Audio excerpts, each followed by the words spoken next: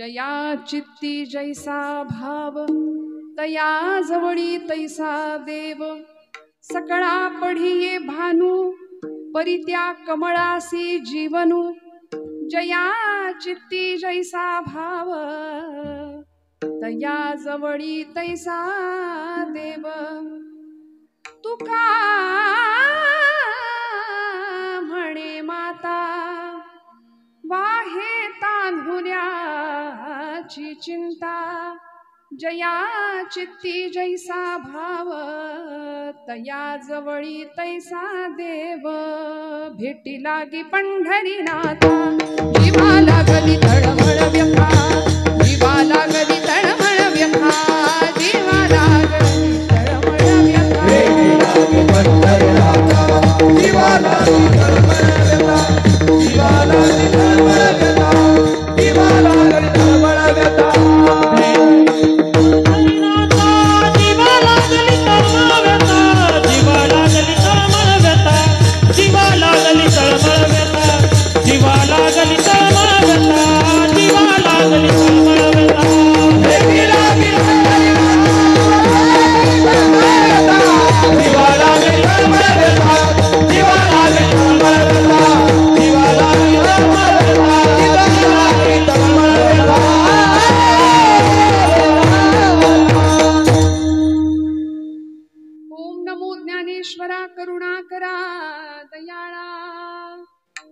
अनुग्रह लाधलो पावन झालो चराचरी मस्तक हे पायावरी या वारकरी संतांच्या ब्रह्मानंदं परमसुखदं केवलं ज्ञानमूर्तिं द्वंद्वातीतं गगन सदृशं तत्त्वमस्यादिलक्ष्यम् एकं नित्यं विमलमचलं सर्वधी साक्षिभूतं भावातीतं त्रिगुणरहितं सद्गुरुं तं नमामि वक्रतुंड महाकाय सूर्यकोटि समप्रभ निर्विघ्नं कुरु मे देव सर्वकार्येषु सर्वदा समचरण सरोजं सान्द्रनीलाम्बुदाभं जघननिहितपाणिं मण्डनं मण्डनानां तरुणतुलसीमाला कन्धरं कञ्जनेत्रं सदय धवलहासं विठ्ठलं चिन्तयामि रंगा येवो ये रंगा येवो ये रंगा येवो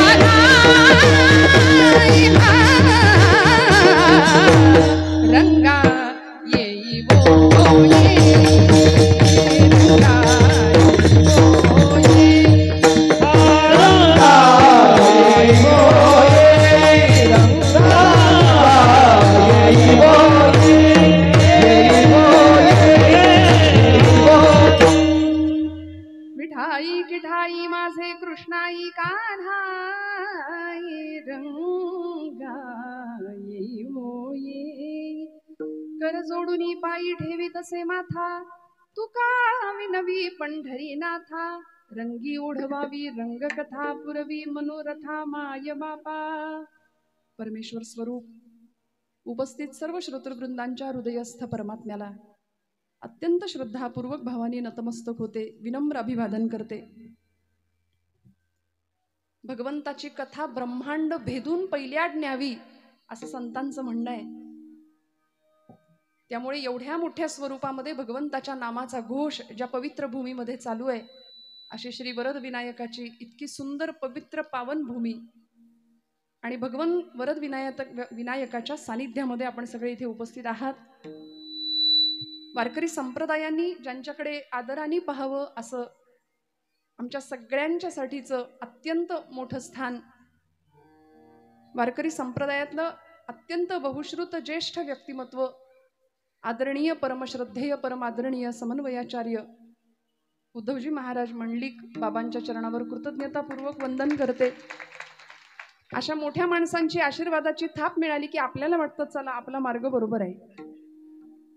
त्यामुळे मी नेहमी असं एक विधान करते बऱ्याचदा की कीर्तनकार महाराष्ट्रात लाखो येतील जातील, आपण कीर्तनकारांवर तर प्रेम करताच, पण ही गादी ही अनादी काळापासून चालत आली आहे, त्या गादीवरचं आपलं प्रेम आणि निष्ठा कायम राहावी.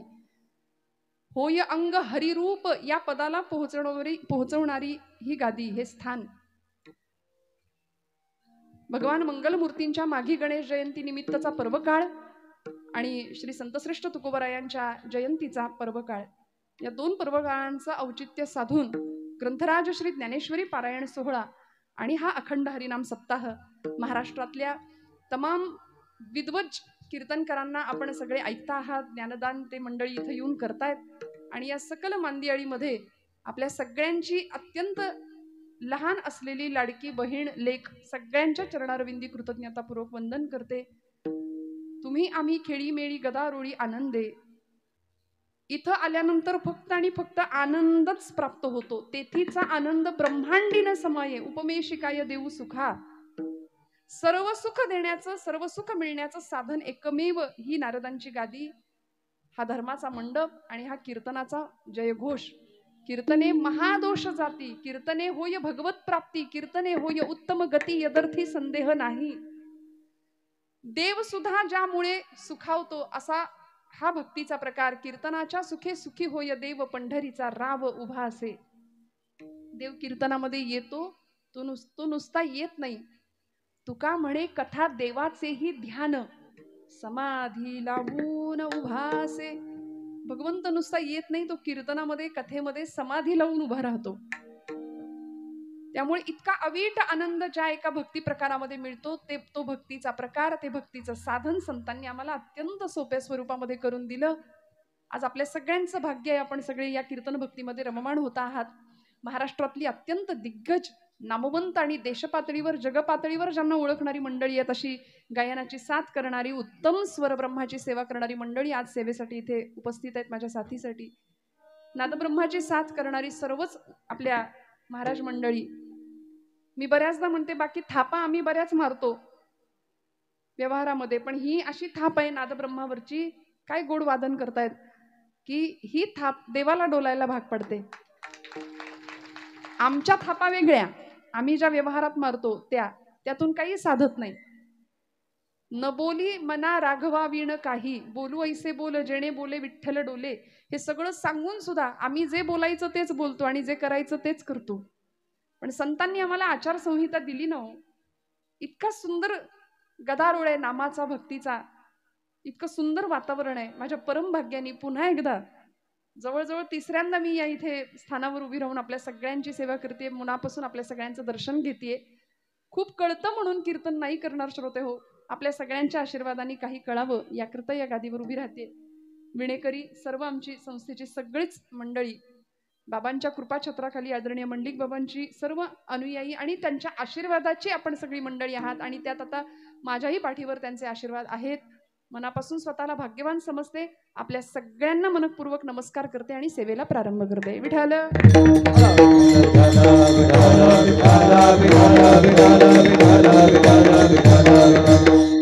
संतश्रेष्ठ जगद्गुरु तुकोबारायांचा 4 चरणांचा गाथेतला अत्यंत सुंदर असा अभंग आहे. गोड भावपूर्ण अभंग आहे.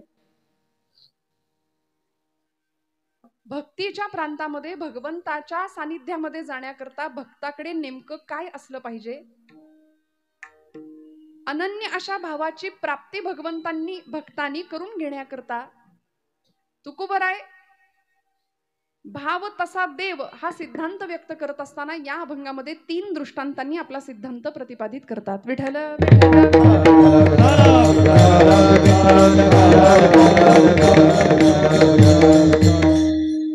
श्रोते हो, भक्ती ज्ञान आणि वैराग्य यांचं युती पर्व म्हणजे भगवत आपली गाथा आहे बरं तुकोबरायांची.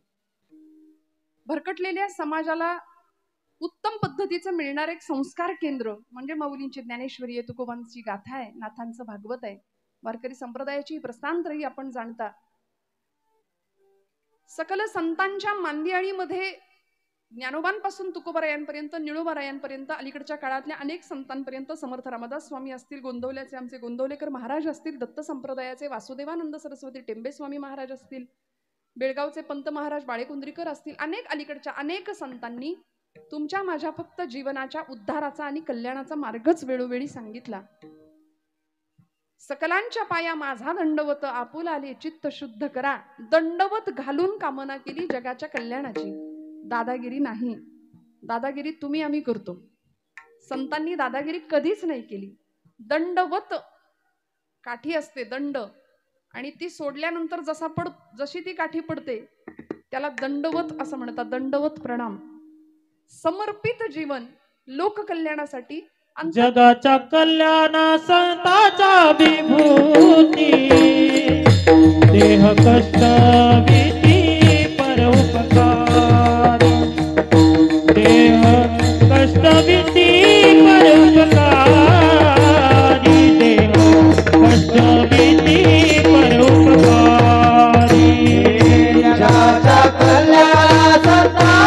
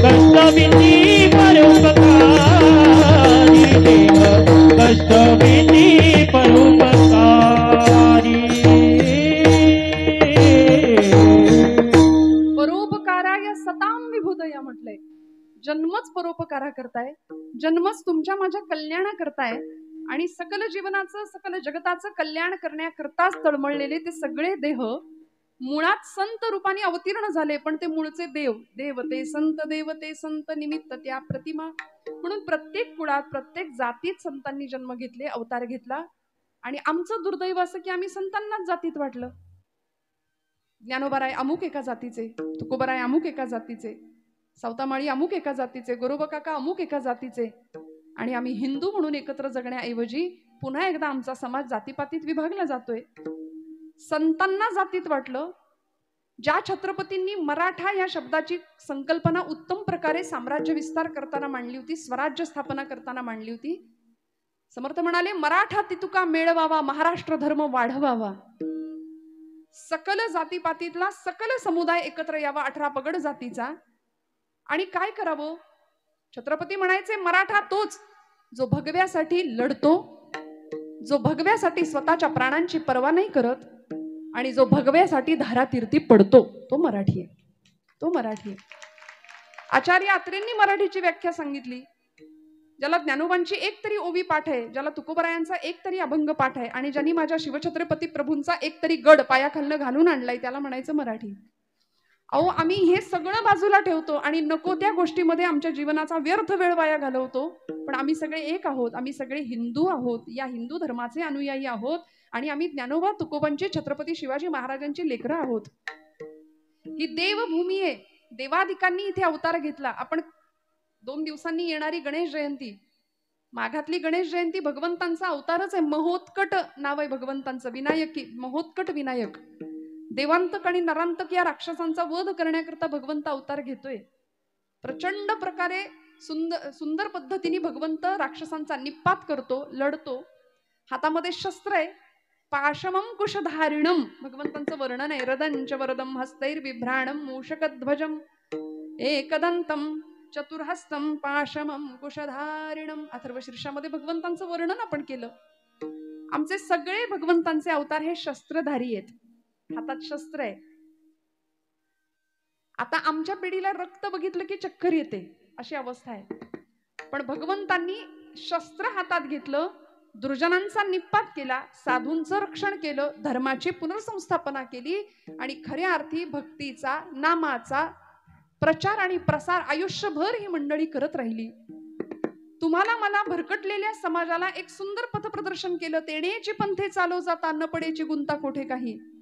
डोळे झाकून जरी या मार्गावरून आम्ही चाललो ना तरी आमच्या ध्येयापर्यंत आम्ही पोहोचणार. नको ते विकल्प आमच्या मनात येणार नाहीत. आले ना हो, अनेकांच्या मनात अनेक संभ्रम आले, अनेक शंका आल्या. ज्ञानोबा म्हणे एक नाही 4 ज्ञानोबराय असले पाहिजेत. ज्ञानेश्वरी लिहिणारे ज्ञानेश्वर वेगळे, रेड्यामुखी वेद बोलवणारे, भिंत चालवणारे ज्ञानोबराय वेगळे, समाधी घेणारे ज्ञानोबराय वेगळे, अमृतानुभव सांगणारे ज्ञानोबराय वेगळेच.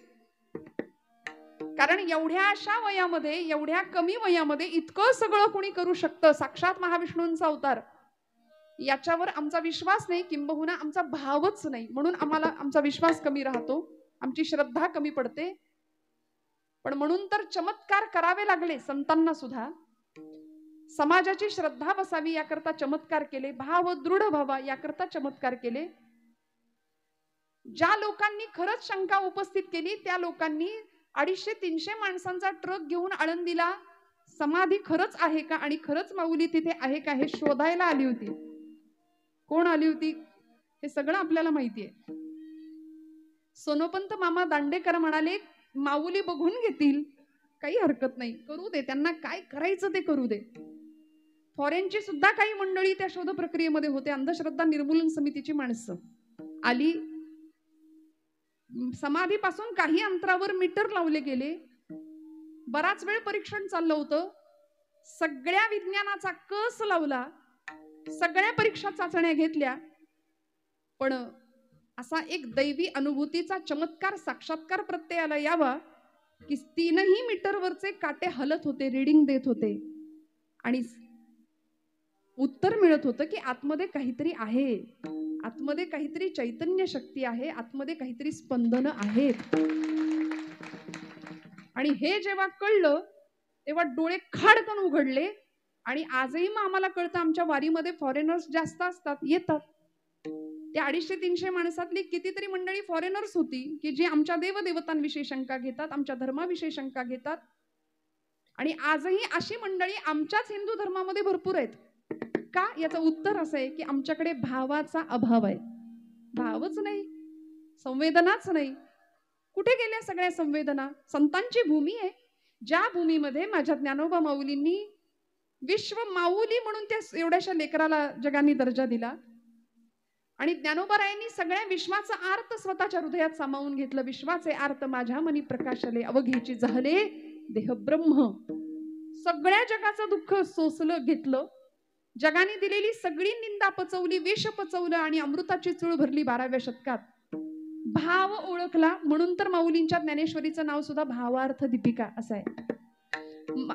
भगवद्गीतेवरती टीका फक्त माऊलींनीच नाही केली, अनेकांनी केली. विनोबा भावेंनी भगवद्गीतेवर टीका केली. आईनी सांगितलं, विनू मला भगवद्गीता सांग रे, समजून कळत नाही. म्हणून आईच्या इच्छेकरता विनोबा भावेंनी भगवद्गीतेवर टीका केली. तिला गीताई असं नाव दिलं. गीताई माऊली माझी, मी बाळ तिचा नेणता, असं विनोबा भावे म्हणायचे. वामन पंडित नावाचे पंत साहित्यात एक कवी होऊन गेले. त्यांनी भगवद्गीतेवरती टीका केली आणि त्याला यथार्थ दीपिका असं नाव दिलं. लोकमान्य टिळकांनी भगवद्गीतेचा अभ्यास करून त्यावर गीता रहस्य नावाचा ग्रंथ लिहिला मंडालेच्या तुरुंगामध्ये. पण वामन पंडितांची यथार्थ दीपिका त्याचं मुखपृष्ठ आता सुद्धा कुठं बघायला मिळत नाही. पण माऊलींनी हृदयातला भाव जाणला आणि त्याला नाव दिलं भावार्थ दीपिका. त्याचा परिणाम असा झाला, आज महाराष्ट्र संस्कृतीच्या गाभाऱ्यामध्ये देव्हाऱ्यामध्ये लोकांनी ज्ञानेश्वरीला बसवलं. ज्ञानेश्वरी आमची माय झाली, ज्ञानराज आमच्या आई झाल्या. ज्ञानराज माझी योग्यांची माऊली, ज्ञानराज माझी योग्यांची माऊली, ज्ञानराज माझी योग्यांची माऊली. जेणे निगमावली प्रकट केली, जेणे निगमावली प्रकट केली, गीता नाम ज्ञानेश्वरी, गीता नाम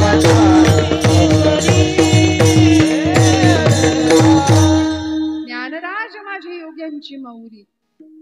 किती सुंदर ती अक्षरे नवती देखा ब्रह्म साम्राज्य दीपिका, अर्जुनाला चित कळिका प्रगटली असे. का हो, माऊलींनी भाव जाणला.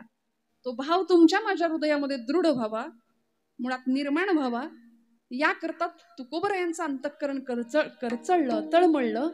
आम्ही ज्या ब्रह्मरसाचं पान केलं तो ब्रह्मरस तुम्हाला मिळायला पाहिजे. आणि त्याच्याकरता सुरुवात कुठून होते? भावे विना भक्ती, भक्ती विना मुक्ती, बळे विना शक्ती बोलू नाही, भावे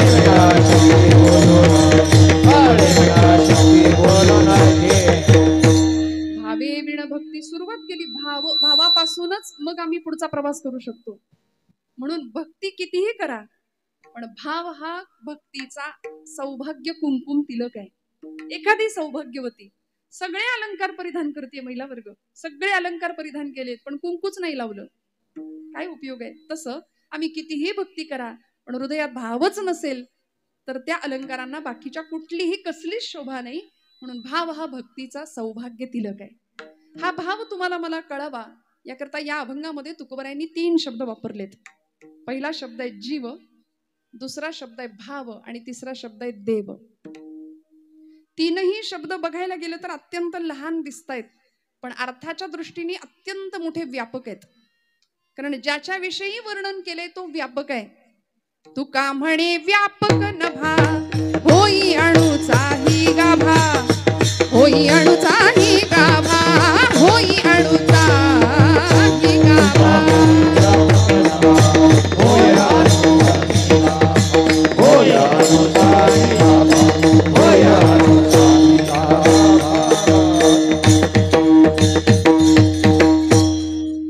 तुका म्हणतो किती व्यापक आहे भगवंत, अखिल कोट ब्रह्मांडाचा नायक आम्ही त्याला म्हणतो. श्रीमद भागवतकारांनी, व्यास महर्षींनी भागवताच्या मंगल चरणामध्ये त्याचं सामर्थ्य सांगितलंय. सच्चिदानंद रूपाय हे त्याचं रूप सांगितलंय, स्वरूप. विश्वोत्पत्त्यादि हेतवे हे त्याचं सामर्थ्य सांगितलंय. आणि तापत्रय विनाशाय श्रीकृष्णाय वयन्नुम, तापत्रय विनाशाय हा त्याचा स्वभाव सांगितला. पण सामर्थ्य काय? भगवंत कोण आहे? विश्वोत्पत्त्यादि हेतवे. म्हणून तो जो देव शब्द वापरलाय ना त्यामध्ये दिव हा धातू आहे. दिव म्हणजे प्रकाश. जो प्रकाशमय आहे तो भगवंत आहे. आणि ज्या जीवाचा उल्लेख तुकोबराय करतात त्या जीवाचा देवाशी असलेला संबंध काय आहे? 3 प्रकारचे संबंध आहेत जगामध्ये. पहिला संबंध आहे जन्मजात संबंध, जो आईशी लेकराचा असतो, मुलाचा असतो. वेळ आली, प्रसंग आला तर तो संबंधही तुटून जातो म्हणाले. बघा ना, लेकरू मोठं झालं, पंख फुटले, त्याला 4-2 गोष्टी कळायला लागल्या की जो मुलगा आई आई आई करत असतो काही दिवसांनी विचारतही नाही आई वडिलांना. त्यामुळे हा जन्मजात संबंध सुद्धा संपू शकतो. दुसरा संबंध आहे प्रस्थापित संबंध, जो निर्माण केलेला असतो. निर्माण केलेलं नातं, मानलेला भाऊ, मानलेली बहीण, मानलेला मित्र. पण आजचे सख्खे मित्र उद्याचे कट्टर शत्रू होतात की नाही काही सांगता येत नाही. विधभर जमिनीच्या तुकड्यासाठी एकमेकांचे खून पाडतात. जरा काही अहंकार नावाचा दोष निर्माण झाला की प्रचंड द्वेष, मत्सर, ईर्ष्या या विकारांनी ग्रस्त माणूस होतो आणि प्रचंड मोठा घात जीवनाचा करून घेतो, स्वतःच्याही आणि दुसऱ्याच्याही. म्हणून प्रस्थापित नातंही काही महत्वाचं नाही, संबंधही महत्वाचा नाही, पण तिसरा संबंध असा आहे की जो गीतेच्या 15व्या अध्यायामध्ये भगवंत सांगतात, ममैवांशो जीवलोके जीवभूत सनातनः मनःषष्ठाणि इंद्रियाणि प्रकृतिस्थानी कर्षति. सनातन शब्द वापरला भगवंतांनी. तिसरा संबंध आहे जीवाचा आणि देवाचा. तो असा आहे, तो सनातन संबंध आहे. तो कुणीच तोडू शकत नाही, कुणीच नाही. देव कसा आहे? अगदी साधर्म्य आहे बघा जीवामध्ये आणि देवामध्ये. देव सर्वत्र आहे, सदा आहे, सम आहे. देव अजर आहे, अव्यय आहे. जाणे अजमी अजर माऊली म्हणते, अक्षमी अक्षर अपूर्व मी अपार स्वानंद मी. जाणे अजमी अजर. माऊलींनी सांगितलं मी कोण आहे? मी अज अजर, अक्ष मी अक्षर, सर्व साक्षी सर्वज्ञ आहे भगवंत, अविनाशी आहे. तसा जीव सुद्धा अविनाशीच आहे. जीव अविनाशी आहे, जीवाचा नाश होत नाही. हा देह नश्वर आहे, पण देह संपल्यानंतर जीव पुन्हा एकदा नवीन देह धारण करतो. भगवंत सांगतात, वासंसी जीर्णानि यथा विहाय नवानि गृह्णाति नरोपराणि. जैसे जीर्ण वस्त्र सांडिजे मग नूतन वेडीजे, तैसे देहांतराते स्वीकारिजे चैतन्यनाथे. आहे की नाही? जीव नवीन देह धारण करतो, त्यामुळे जीवही अविनाशी आहे, देहही अविनाशी आहे, देवही अविनाशी आहे. देव सिंधू आहे, जीव बिंदू आहे. देव बिंब आहे, जीव प्रतिबिंब आहे. देवाचे सगळे गुण आमच्याकडे येऊ शकतात आम्ही जर त्या दिशेने प्रवास केला तर. पण आमची अडचण अशी आहे की आम्ही त्या वाटेला जातच नाही.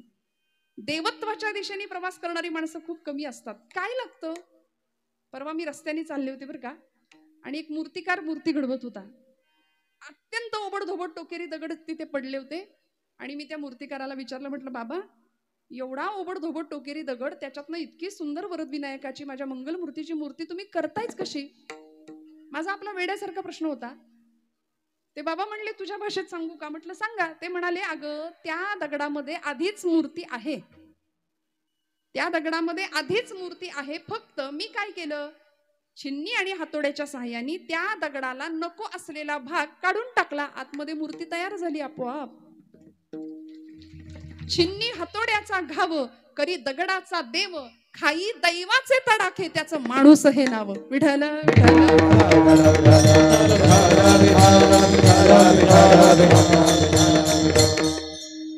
मग मला कळालं, अरे खरं आहे, जीवनातला अनावश्यक भाग आपल्या सुद्धा काढून टाकला.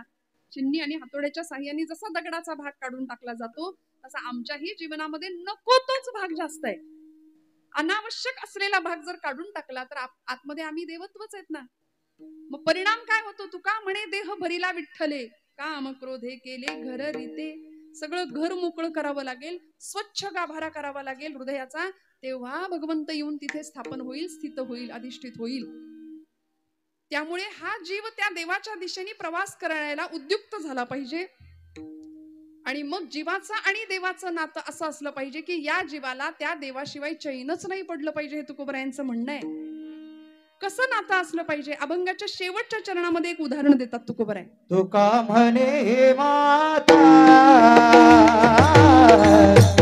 तुका म्हणे माता, तुका म्हणे माता, तुका म्हणे माता, तुका म्हणे माता, तुका म्हणे माता, तुका म्हणे माता,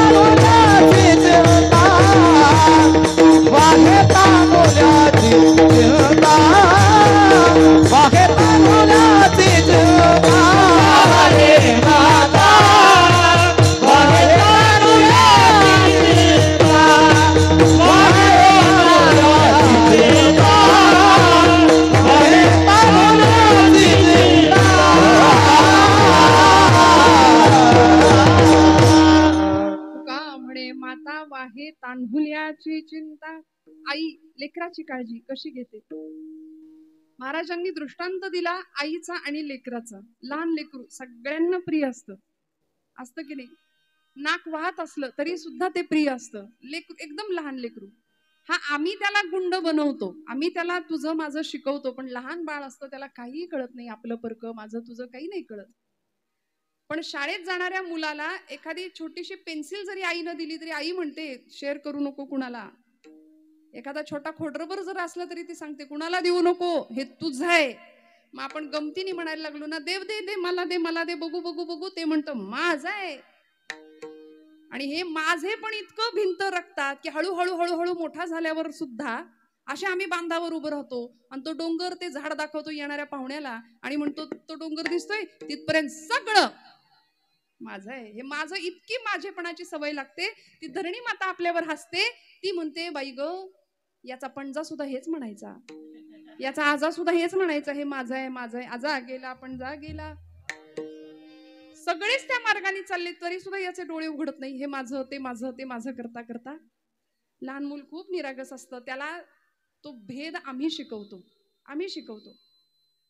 पण लहान मूल सगळ्यांना जसं प्रिय असतं ना, पण ते त्याच्या आईला जास्त प्रिय असतं. पण मुलाचं आणि आईचं नातं सुद्धा कुठपर्यंत आहे, थोडेसे पंख फुटले की मग तेच मूल आईला विचारतं काय केलं माझ्यासाठी. स्वामी विवेकानंदांनी सुद्धा चटकपटक बोलण्याचा त्यांच्या चरित्रात त्यांनी उल्लेख केलाय की आम्ही मोठे झालो आणि 16-17 वर्षाचं वय लागलं, थोडासा जरा बाहेरचा वारा लागला, पंख फुटले की आत्ताची ही मुलं प्रश्न विचारतात बघा आई वडिलांना, तुम्ही आमच्याकरता काय केलं. सगळं करा त्यांच्याकरता, पण तरीही हा प्रश्न विचारणार. म्हणून ब्रह्मचैतन्य गोंदवलेकर महाराज फार सुंदर सांगतात, बाबा रे प्रपंचासाठी कितीही करा, कुणीच म्हणणार नाही केलं म्हणून. महिला वर्ग म्हणतं का कुणी. रांधा वाडा उष्टी काढा, सगळ्यांचं सगळं करा, कुणी म्हणतं का केलं नाही. महाराज म्हणतात माझ्या रामा करता एवढंसं करा, माझ्या मंगलमूर्ती करता एवढंसं करा. देव लक्षात ठेवतो, प्रपंच लक्षात नाही ठेवत, पण परमेश्वर लक्षात ठेवेल. त्यामुळे या मुलाचं आणि या आईचं नातं सुद्धा फार काळ टिकत नाही. थोडा मोठा झाला की संपतं. स्वामीजी म्हणायचे आम्ही आमच्या आई वडिलांना प्रश्न विचारला होता, मी माझ्या वडिलांना प्रश्न विचारला, बाबा तुम्ही माझ्यासाठी काय केलं. आणि आई वडील कसे असतात बघा, महापुरुष का घडले. ज्या महापुरुषांनी आईवर प्रेम केलं ना ती माणसं घडली. ज्या महापुरुषांनी आई वेडी माणसं होती ना तीच माणसं घडली, त्यांनीच इतिहास घडवला. म्हणून मी माझ्या तरुण भावंडांना नेहमी सांगते, तुम्हाला जर कोणी प्रश्न विचारला ना जगातली सगळ्यात सुंदर स्त्री कोण, तर छातीवर हात ठेवून डोळे झाकून उत्तर द्या माझी आई. माझ्या आई इतकं या जगात सुंदर कोणी असूच शकत नाही. कारण भारतीय संस्कृतीने बाह्य सौंदर्यापेक्षा आत्मिक सौंदर्याला खूप महत्व दिलं. श्रोते हो, 4 पुस्तकं कमी शिकली असेल, नाही तिला वाचता येत, नाही 4 चौघात बोलता येत, थोडा संकोच वाटत असेल, पण माझी आई अडाणी असं कधीच म्हणायचं नाही. कारण जगाचं अनुभवांचं सगळं विद्यापीठ तिच्या रूपाने घरात वावरतं आपल्या, कधीच नाही अशिक्षित. स्वामीजी म्हणाले माझ्या वडिलांना, आईला मी प्रश्न विचारला, आई म्हणाली नरेंद्रा तुला उत्तर पाहिजे ना, आतल्या घरातला जो मोठा कपाटाचा आरसा आहे ना त्या आरशासमोर जाऊन उभा राहा, तुला तुझ्या प्रश्नाचं उत्तर मिळेल. स्वामीजी म्हणाले मी गेलो, आरशासमोर उभा राहिलो आणि टचकन डोळ्यात पाणी आलो. मिळालं ना उत्तर, उत्तर मिळालं.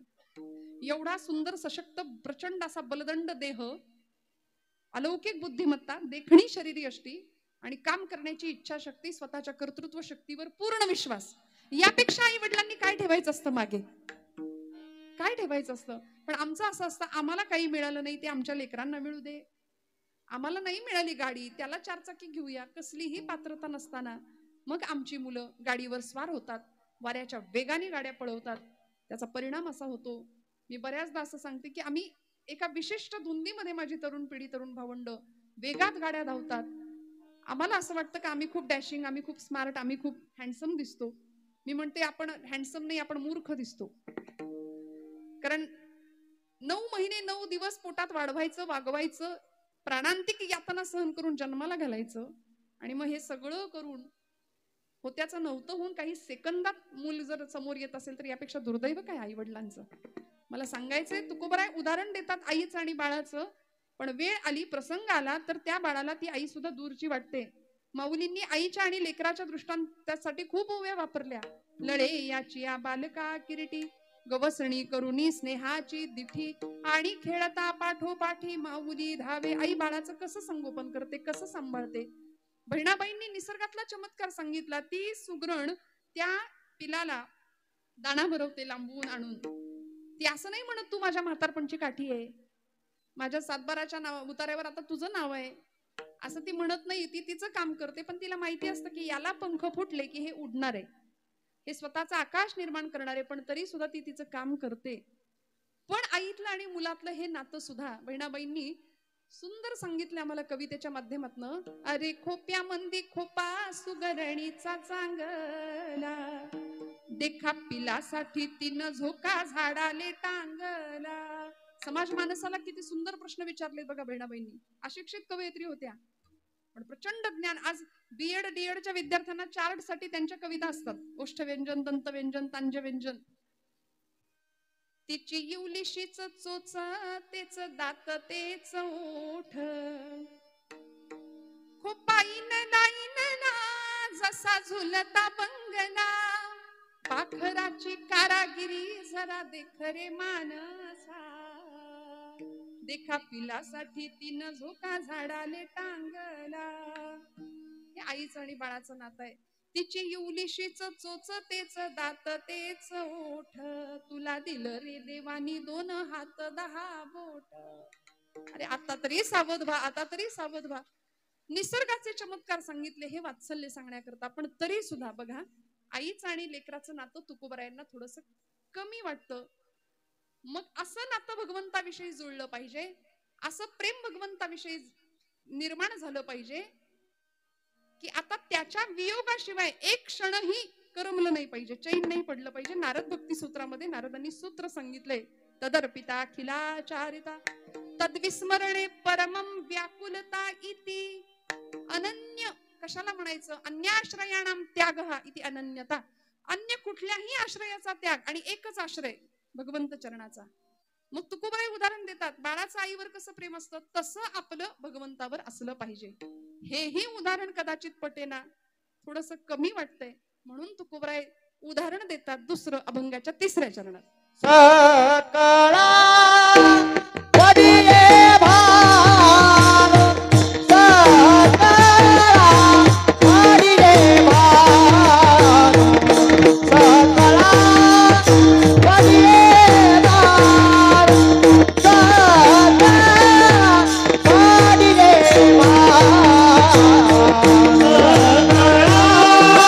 वडिले भार, सकळा वडिले भार,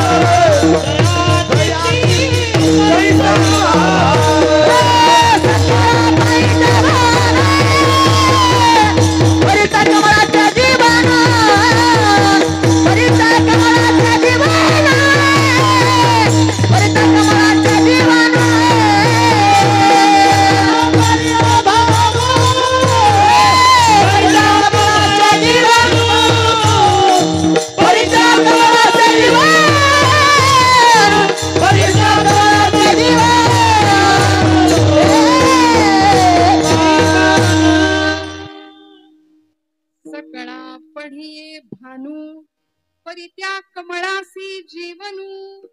शब्द वापरला महाराजांनी. सूर्य आणि कमळ असा एक दृष्टांत दिला.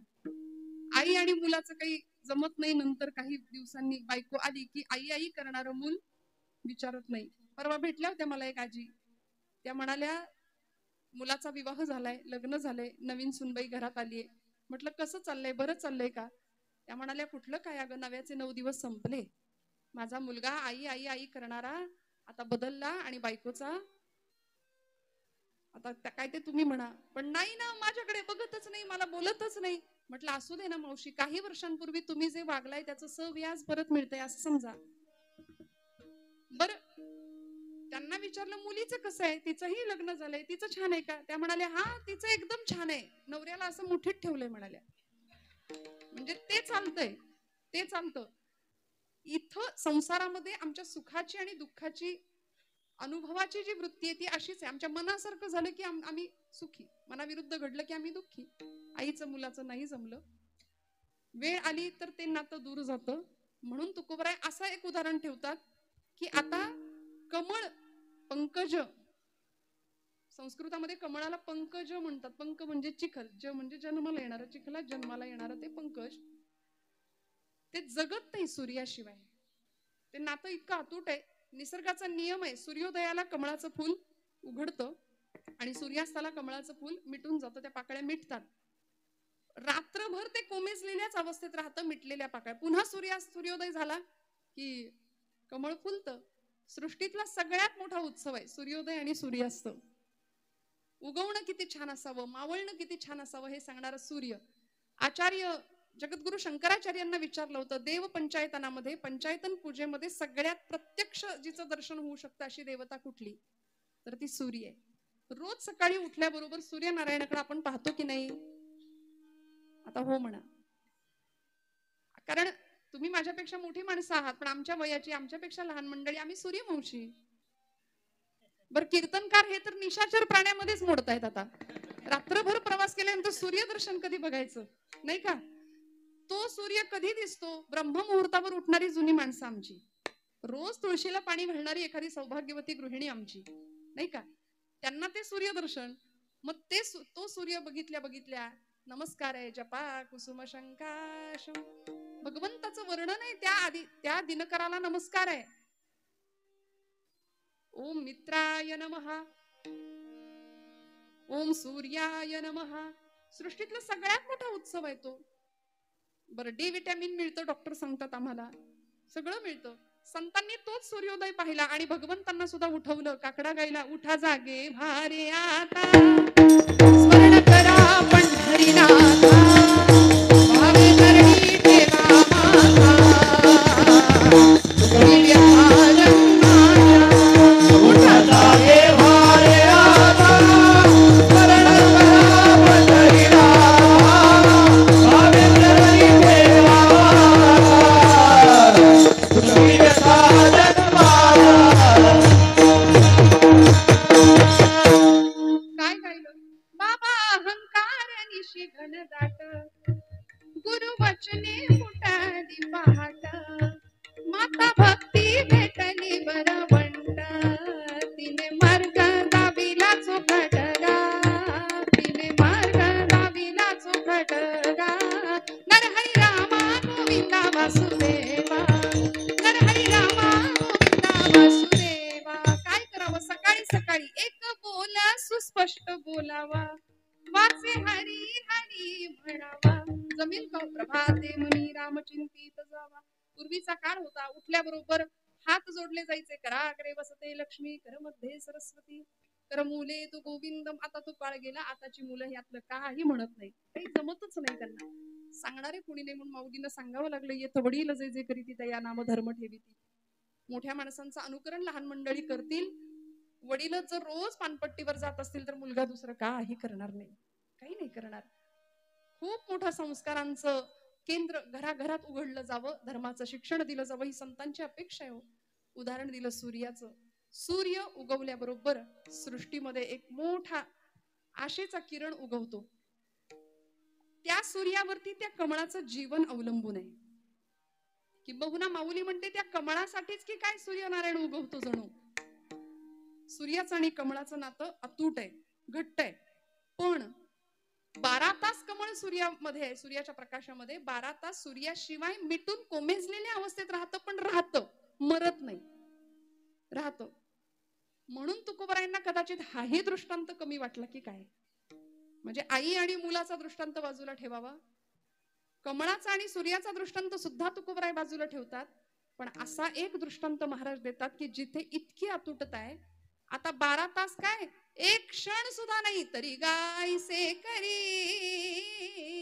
काय किती करायचं. या 8 प्रहरा माझारी मोठके निमिष भरी दे तुझाच माऊली म्हणते ना, तो निमिष द्या असं संत आम्हाला सांगतात. पण तरी सुद्धा एक क्षण सुद्धा भगवंताच्या विषयी करमलं नाही पाहिजे.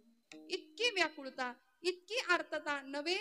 तुझा आणि माझा जर वियोग झाला ना तर मी त्या क्षणी तडफडून मरेन देवा, ही अवस्था अभंगाच्या प्रथम चरणात तुकोबराय सांगतात.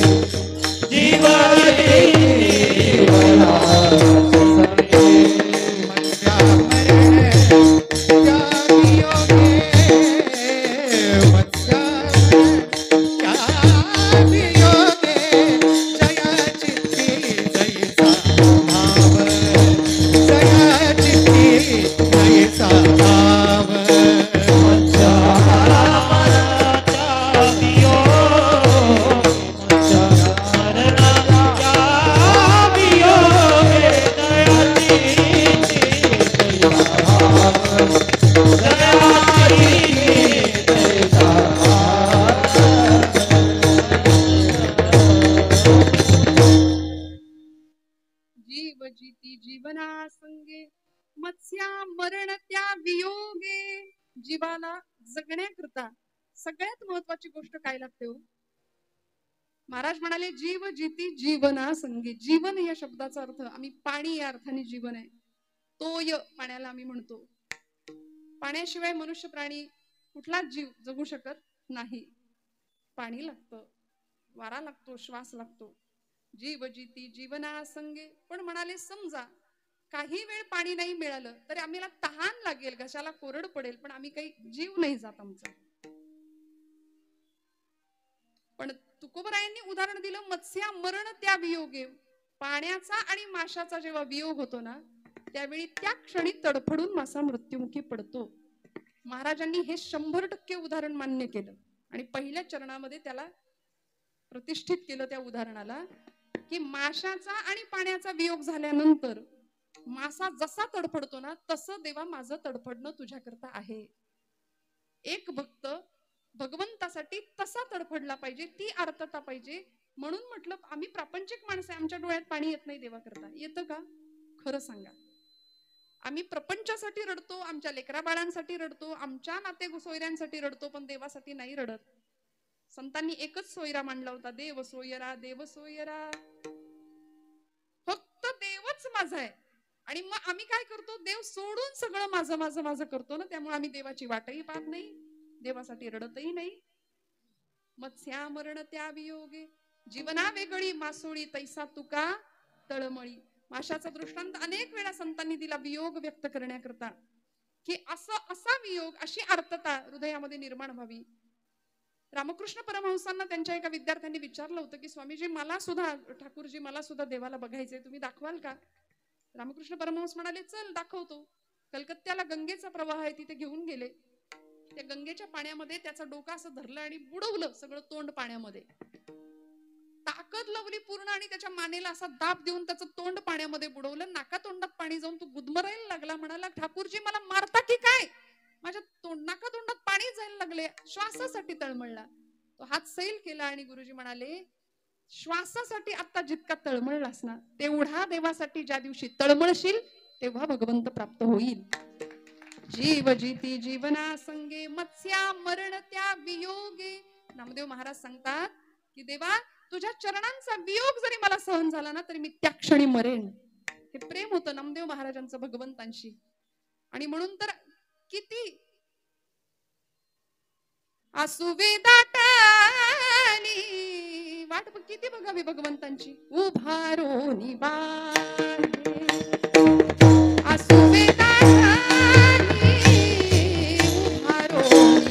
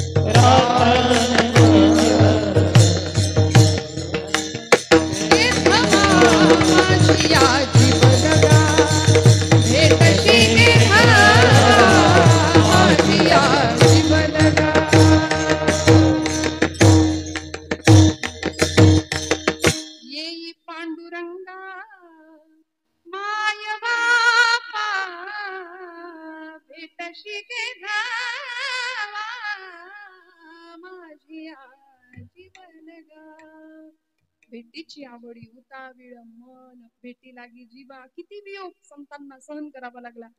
महाराजांनी रूपक दिलं उदाहरण दिलं आम्हाला या संदर्भात की असा वियोग भगवंतांचा आम्हाला सहन होत नाही कसा आम्ही आमची तळमळ होते.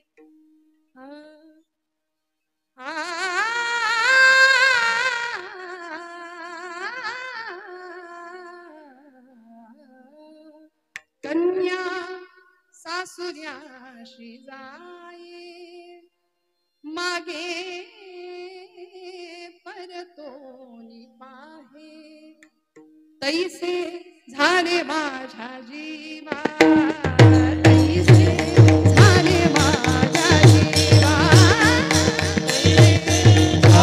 झाले माझ्या जीवा तैसे झाले माझ्या जीवा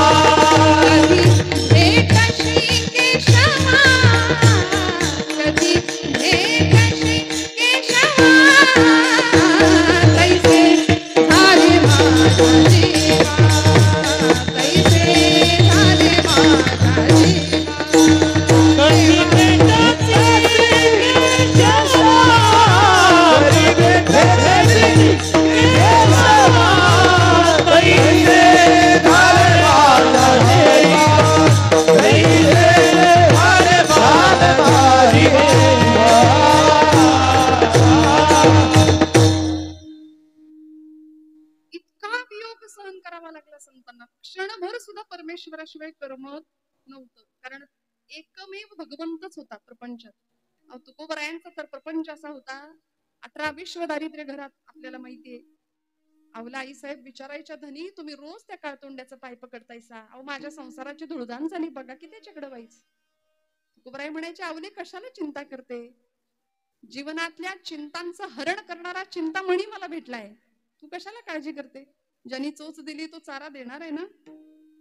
प्रपंचाला बाजूला सारावं आणि 15-15 दिवस बाहेर पडायचे का कारण जीवाचा आणि देवाचा संबंध कळाला होता.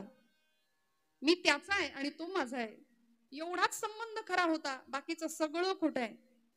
संसार तापे तापलो मी देवा करिता या सेवा कुटुंबाची हा भाव मनात दृढ झाला म्हणून प्रपंचाला बाजूला सारावं आणि कितीतरी दिवस भामनाथाच्या डोंगरावर बसावं.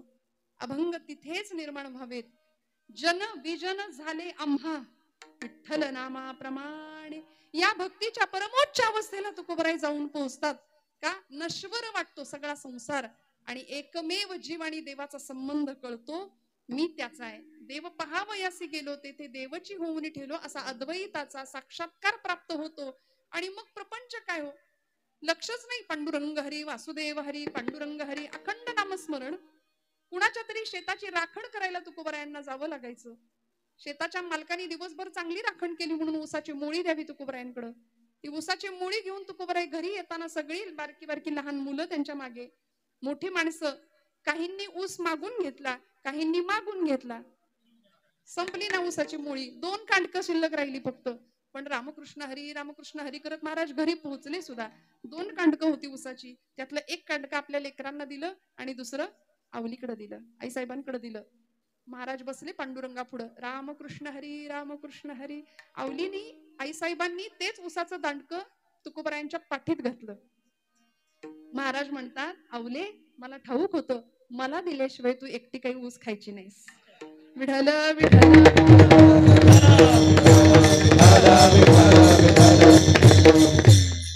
हा प्रपंच होता तुकोबरायांचा. अहो 12 वर्ष पडलेला दुष्काळ, प्रचंड दरिद्र अवस्था, 14 पोती कर्ज खत इंद्रायणीच्या डोहात बुडवून टाकली. सगळं दिलं लोकांना, सगळं दिलं. आणि सकाळची वेळ, आवला आई साहेब, जिजाई आई साहेब मोरीमध्ये स्नान करतायत. तुकोबराय आहेत. दारामध्ये एक अत्यंत जख्ख अशी म्हातारी वयोवृद्धा दिसली तुकोबरायांना. कितीतरी ठिकाणी ते लुगडं फाटलेलं दिसलं तिच्या अंगावरचं. महाराजांनी पाहिलं, अंतःकरण द्रवलं. आणि जुन्या महिला वर्गाला ज्ञात असेल की जुन्या महिलांची पद्धत, मोरीमध्ये स्नानाला गेलं की नेसायचं वस्त्र निर्या करून भिंतीवर ठेवायचं मोरीच्या. आवल्या आईसाहेबांनी तशी ती मोरीवर वस्त्र ठेवलं होतं, नेसायचं लुगडं. तुकोबराय गेले, ते लुगडं घेतलं आणि त्या आजीला दिलं. आजीबाई आता 120च्या स्पीडनी जा म्हणाल्या, कारण मागणं भूकंप येणार आहे तुमच्या. ज्यावेळी पूर्ण स्नान उरकलं आणि जिजाई आई साहेबांनी आता नवीन वस्त्र नेसण्याकरता, लुगडं नेसण्याकरता हात वर केला, लुगडं कुठं दिसतंय? डोळ्यातनं टचकन अश्रुधारा वाहिल्या. तुकोबरायांचा राग नाही आला, तुकोबरायांचा राग नाही आला. माझा नवरा असाच आहे माहिती होतं आपल्या जिजाई आई साहेबांना. धनी असेच आहेत, कारण पतिदेवाच्या माध्यमातून विश्वदेवाचीच उपासना एक प्रकारे चालली होती. तुकोबरायांना खूप सांभाळत होत्या, म्हणून परमेश्वराची जबाबदारी होती की माझ्या भक्ताचा सांभाळ करतेय ना, मग मी तुझा सांभाळ करणार. म्हणून तर पायात गेलेला काटा भगवंतांनी दातानी काढलाय. देवईची रजचरणीची माती. इतकं प्रेम करावं आवलीवरती, जिजाई आई साहेबांवरती. आई साहेबांना वस्त्र हाताला नाही लागलं, डोळ्यात खळकन अश्रुधारा वाहिल्या आणि भगवंताला सांगितलं, काय रे उपयोग, रात्रंदिवस तुझ्या नामाचा टाहो पडतो माझा पती, आणि मग आमच्यावर ही अवस्था. वस्त्र दिलं त्याचं दुःख नाही, आता अब्रू कशाने झाकू सांग. आणि मैबत बुवा सांगतात, या प्रसंगामध्ये भगवंतांनी स्वतःच्या अंगावरचा पितांबर आवलीला लाज झाकण्याकरता दिलाय. तुकोबराय सांगतात, आवले कशाला चिंता करती ग, आवले कशाला चिंता करतेस, काळजी करू नकोस. नको चिंता करू वस्त्रा या पोटाची, नको चिंता करू वस्त्रा या पोटाची, नको चिंता करू वस्त्रा या पोटाची, नको चिंता करू वस्त्रा या पोटाची,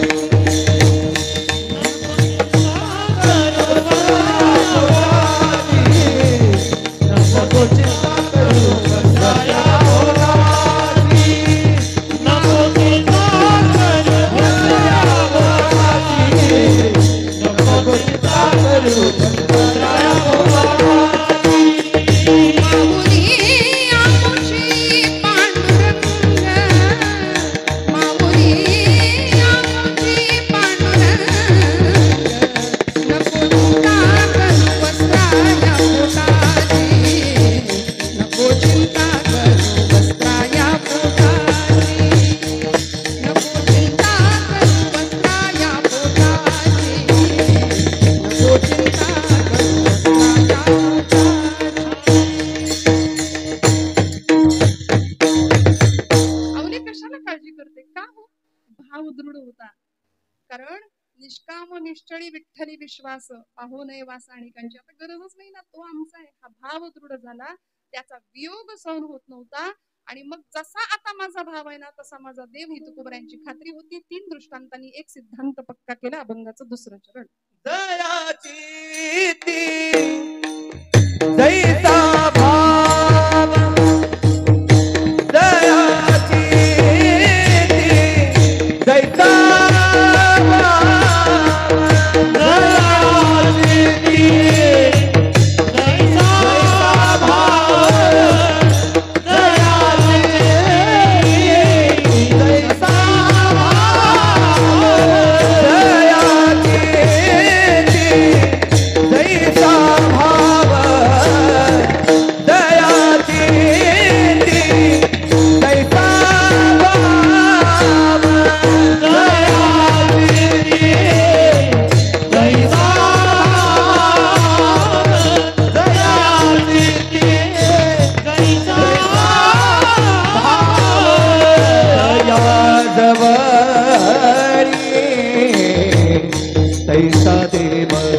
तया जवळी कैसा देवा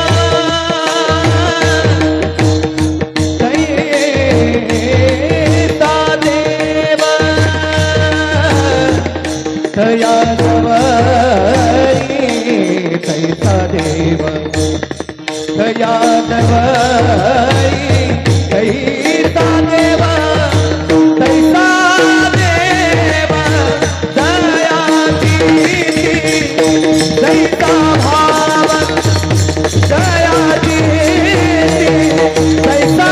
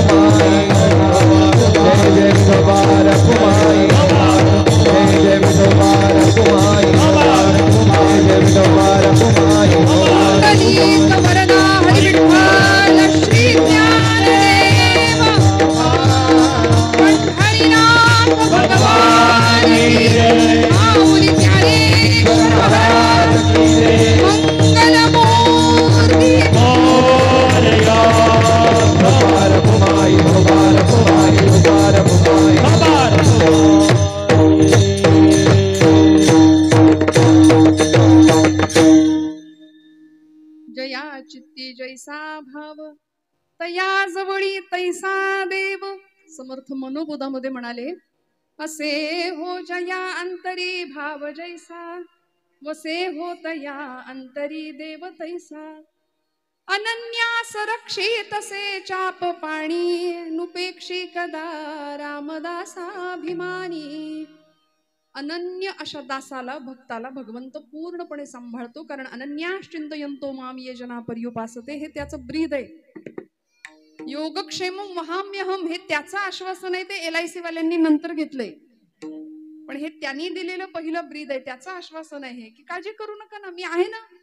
निर्वाणी गोविंदासे मागे पुढे काहीच साकडे, काळजीच करायची नाही, मी आहे मागे पुढे उभा, सांभाळतोय. आली या आघात निवाराया. फक्त म्हणाले इथे भाव पाहिजे, आणि तोच आमचा नेमका नाही, म्हणून आम्ही इकडे सहसा यायला मागत नाही. कुठे भगवंत आहे? काष्ठे न विद्यते देवो न पाषाणे न मृण्मये, भावो हि विद्यते देवो तस्मात् भावो हि कारणम.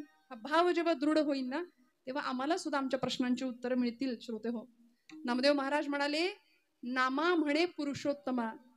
आता तुझं आणि माझं नातं इतकं विलक्षण आहे ना, मी कुडी तू आत्मा, स्वये दोन्ही, तू अवकाश मी भूमिका, तू समुद्र मी द्वारिका. तू कृष्ण मी रुक्मिणी. इतकं सुंदर अद्वैताचं नातं जोडलं गेलं आणि तो जीवाचा शिवाचा संबंध कळून आला.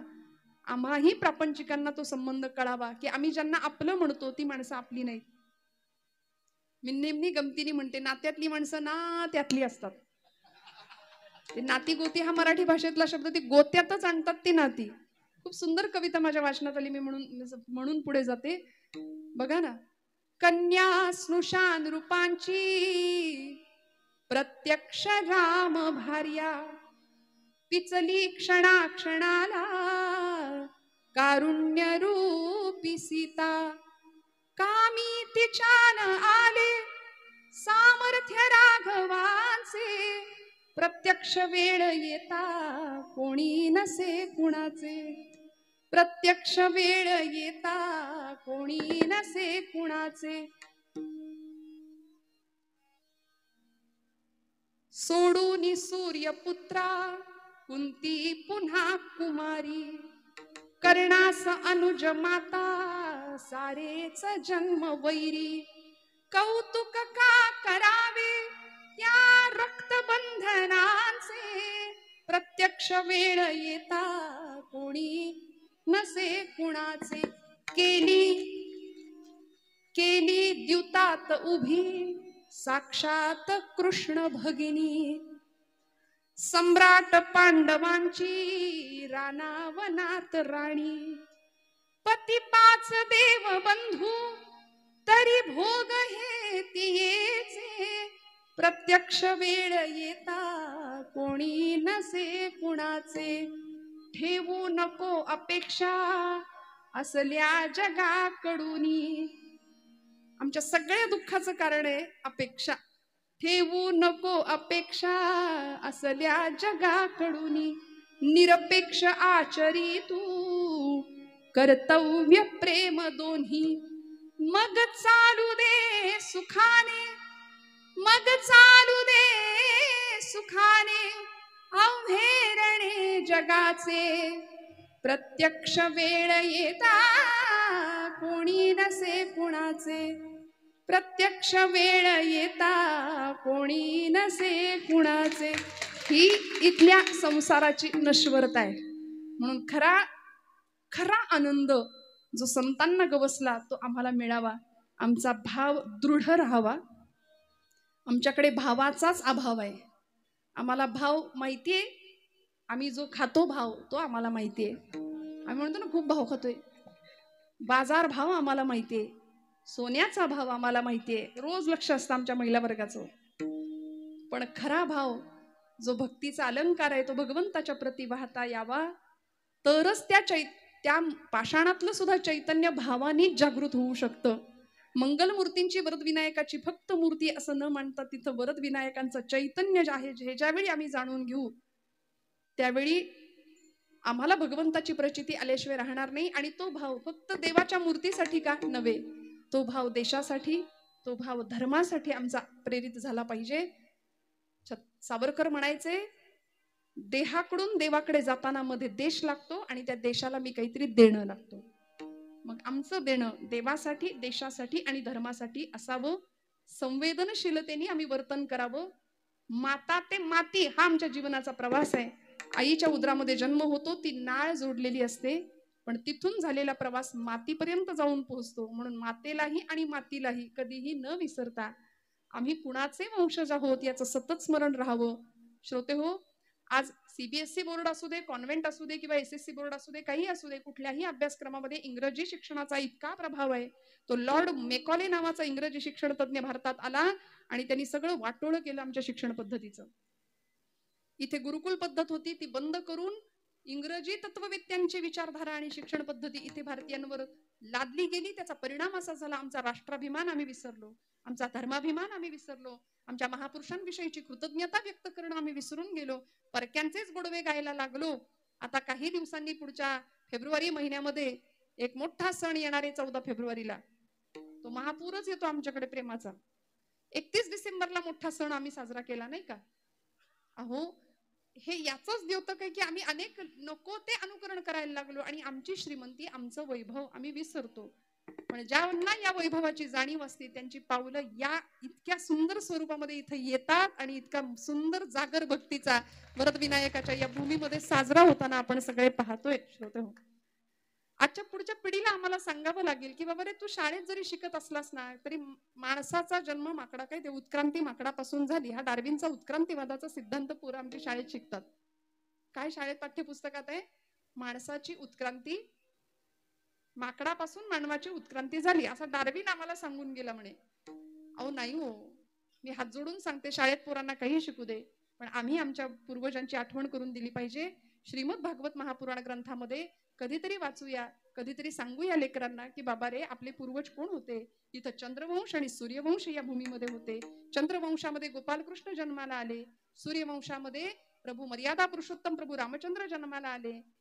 याच चंद्रवंशाचा पुढे यदुवंश झाला, याच यादवांचे पुढे जाधव झाले. गोपालकृष्ण परमात्मा यादव होते, ते गाईला चारा घालत होते. मी पुढचं बोलूच का? नाही गरज ना. म्हणजे त्या यादवांनी गाईचा चारा खायला दिला, नंतरच्या यादवांनी गाईचा चारा खाल्ला, त्याला करायचं काय? पण गोपालकृष्ण परमात्मा हे यदुवंश, यादव, यादवांचे जाधव. इकडे सूर्यवंशीयांमध्ये प्रभू रामचंद्र जन्माला आले आणि त्याच सूर्यवंशामध्ये पुढे भोसले घराणं या महाराष्ट्राच्या भूमीमध्ये.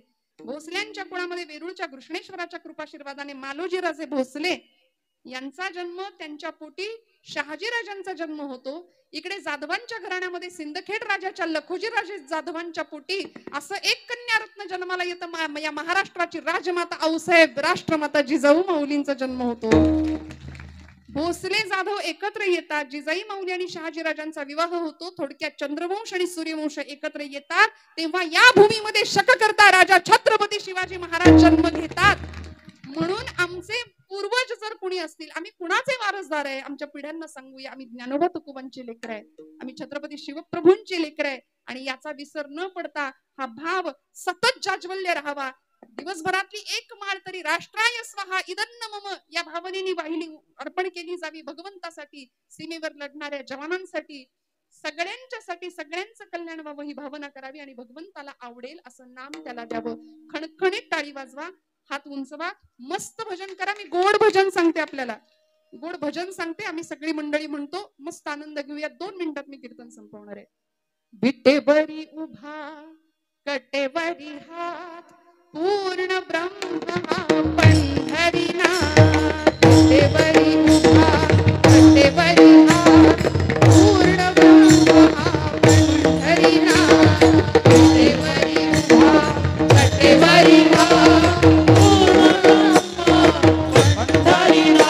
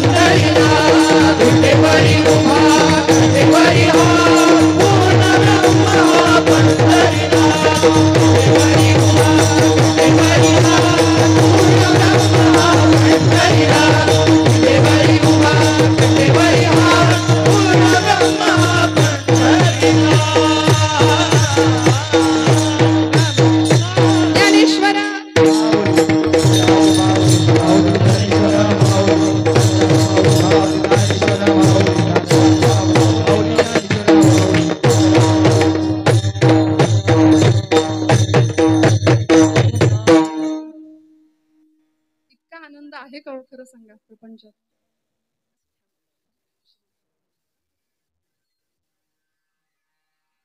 विठाल विठाल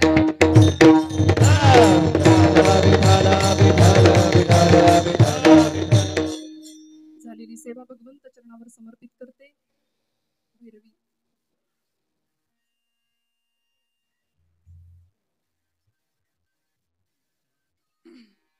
तुका म्हणे माता, तुका म्हणे माता, तुका म्हणे माता, तुका म्हणे माता,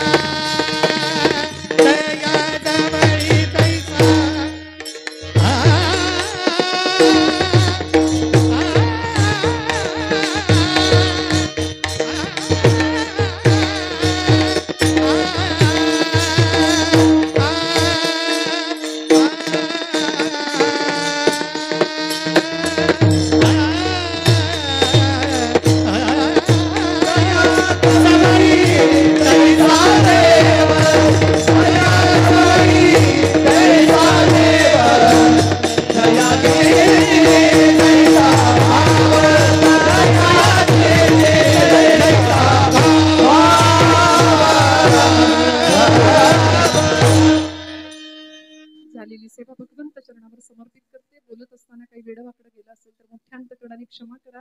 सर्व मंडळी माझ्या पितृतुल्य, मातृतुल्य, बंधुतुल्य, भगिनीतुल्य सगळ्यांच्या चरणारविंदी कृतज्ञतापूर्वक वंदन. परमादरणीय बाबांच्या चरणी साष्टांग प्रणिपात. आदरणीय मंडलिक महाराजांनी कीर्तन सेवेची संधी दिली, आपल्या सगळ्यांच्या दर्शनाचा भाग्ययोग माझ्या वाट्याला आणून दिला. मनापासून सर्वांच्याच कृतज्ञतेत राहते. सगळ्यांच्या नावाचा उल्लेख करणं शक्य नाही, त्यामुळे सगळ्यांनाच एकत्र नमस्कार करून सेवेला विराम देते. विठाल जय जय. जय विठाल जय जय.